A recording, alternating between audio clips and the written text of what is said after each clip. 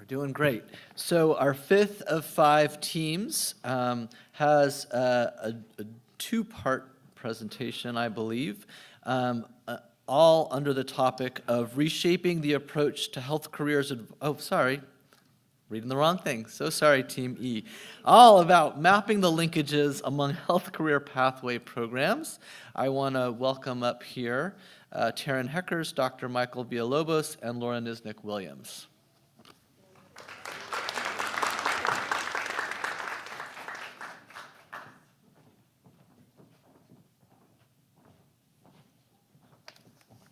Okay.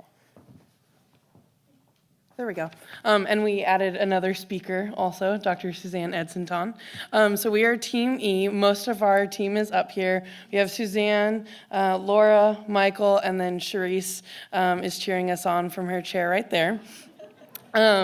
A little bit, she's not feeling well, her voice and everything. And then we have one other colleague, Maura Riley, who is representing her department at a national conference, so seemed important to let her be there. Okay, so the background for our project is, and we've kind of known this, between the main campus and the Sacramento campus, there seem to be 5 million different pipeline programs for people interested in healthcare. And there wasn't a lot of connection between these programs. In fact, we still don't even know what all of the programs are. And we found that this was an issue because, first off, different community members couldn't even keep our programs straight. And then we realized that we couldn't even keep our programs straight. They had similar names, similar times, we just didn't know. Furthermore, that made it hard for everyone to resource share when you don't know what programs there are. You can't resource share, you can't make sure you're not fighting for the same students to apply to your programs.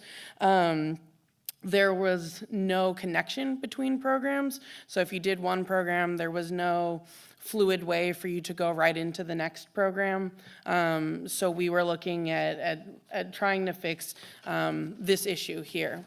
So the first part of our project was that we wanted to actually identify what are the different pipeline programs, both main campus and Sacramento campus, and get information about each one so that we could share it with folks, so that everyone could actually look at a document and see these are the programs, these are the basics of what they do, and these are the contacts for these programs if you want to know more.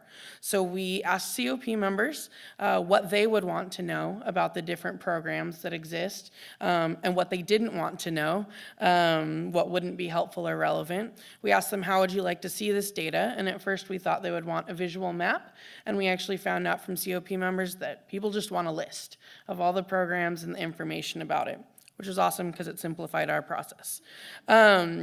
So we put the survey together, we've distributed it. We have about 15 programs so far that have committed to answering the survey. And then we're gonna continue to keep looking for more programs, adding to the list of programs that we have, and we'll be distributing it to the COP members and any other parties that are interested. So I'm gonna pass it off to Suzanne. Thank you, Taryn. So since our group is really trying to connect all these different pipeline programs so that they work better together, we thought it would be a good idea to do a literature review of best practices of longitudinal pipeline programs. Oh, there we go. Thank you. We did a literature review of the national pipeline programs that have longitudinal components to them, and these are the things that we found that were the best practices of these programs. And I think one of the things that is the most important probably is the longitudinal mentorship piece of it. And especially during educational transitions. And I think that's what happens sometimes is that people have mentorship maybe during high school, but then when they're transitioning to junior college or to a four-year university, they lose that mentorship. And so really having mentors during those educational transitions I think is really important. So high school to college, maybe junior college to four-year university, and then on to professional school, and even after professional school, that continuing mentorship is important. Another thing that we found was that community and family engagement was also very important, and especially for our underrepresented students, really addressing family expectations and the sociocultural norms for these students is so critical, because this is maybe sometimes why they fall out of the pipeline, because of the difference between family expectations and their career expectations. And so really trying to bring those closer together is important. Also, engagement with school systems and teachers. Also, application and financial aid assistance obviously is really important for our students. And university support, again, when students are transitioning between different parts of the pipeline.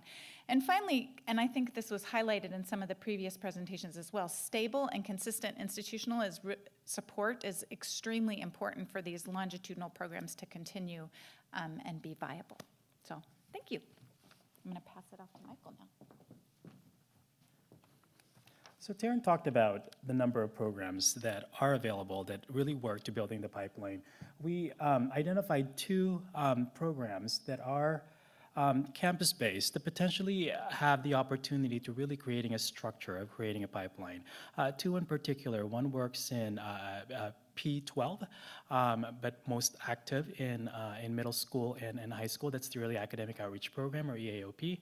Many of my colleagues from EAOP are here today. If you can just raise your hand so that you have an opportunity to identify them, have conversations with them after our presentation. And then the other one is an undergraduate program, which is the Biology Undergraduate Scholars Program, BUSP.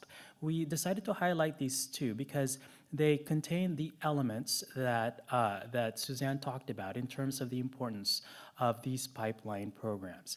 We also identify these 2 programs because they are well established. They're either system-wide or campus-based, and they have a long track in terms of creating or developing cohorts that very much speaks to the importance of diverse healthcare workforce.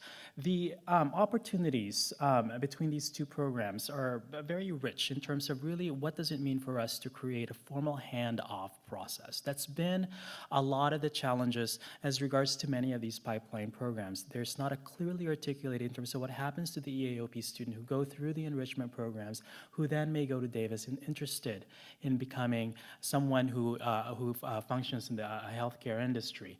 It's just not been done before. That bridge is still missing. So the opportunities are there. The opportunities in that we have a captive audience, we have potentially a cohort or many cohorts to look to in terms of what it means to create this this pipeline. But the challenges are, again, we don't have a consistent way in terms of tracking these students, in terms of their development from being part of these programs in K-12, and then also what it means for them to be here at UC Davis. Many of the programs, enrichment services that are provided to students who are here at UC Davis only happen within the first 2 years. What happens to them after the first 2 years? So these are some ways that we may able to identify, again, some of the strengths that are in place for programs like EAOP and BUS, but at the same time, be able to identify the challenges that help us, again, create or identify a potential bridge between these 2 different types of programs. Oh. Did it? Oh, it disappeared.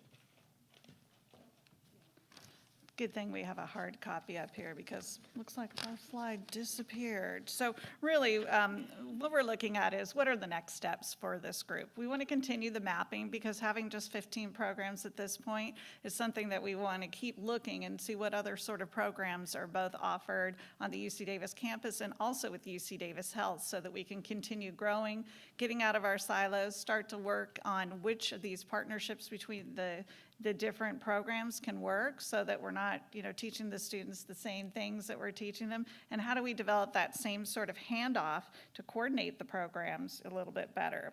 So, and also looking at some of the gaps. What are the program components that are missing? Do we have a program that would be great for having seniors in high schools to be able to transition to either the community college level or transitioning to UC Davis or one of the other four-year colleges?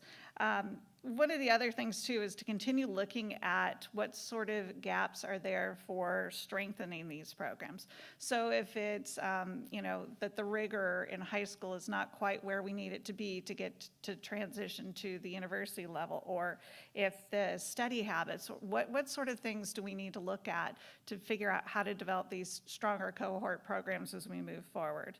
And I think what it ultimately comes down to is, what can we do to ultimately have a diverse and inclusive future healthcare workforce that really looks like our diverse state that we have here. So again, as it was mentioned previously, how do we get people who look like you to be your healthcare practitioner, whether it's a doctor, nurse, phlebotomist, you name it. And so I know we're going to be continuing to work on this project even after this COP is finished. So thank you so much.